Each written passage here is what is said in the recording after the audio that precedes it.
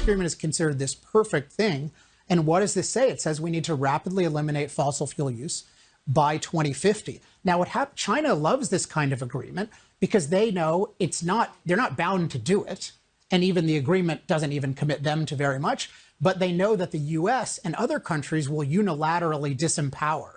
So it's to their strategic advantage. What they do is they have a fossil fuel powered economy, over 80% fossil fuels, which they use to produce unreliable solar panels and wind turbines, which then they want us to mandate. And unfortunately, Joe Biden is playing right into their hand. Wait a second. So-called renewables, that would be industrial wind turbines and solar farms, are reliant themselves on fossil fuels?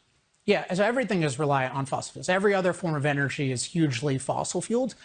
Solar and wind in particular, so their entire supply chain is controlled by China. People talk about, oh, let's get off Russian oil. Let's get off oil because we don't have to be dependent on Russia or the Middle East. I mean, that's nothing compared. China can cut off the entire renewable industry at a moment's notice, essentially. So they control it. In particular, they control a lot of mining. But the main thing is they control the processing of the mined elements into useful materials. So even in the rare cases where we mine here, which is very rare because of the green movement, we send stuff to China to process, to make into components. So they have very strategically taken control of the supply chain, in part because they know we want to get ourselves hooked on solar and wind, and in part because the raw materials there are also useful for many digital components.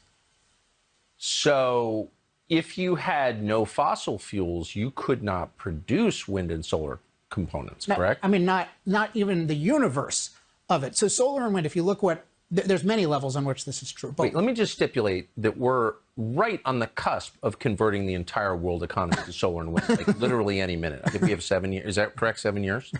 Well, they say like 7 years to get rid of basically half of fossil fuel use in the U.S. But so solar and wind are about 3% of the world's energy right now. 3% total? 3% total.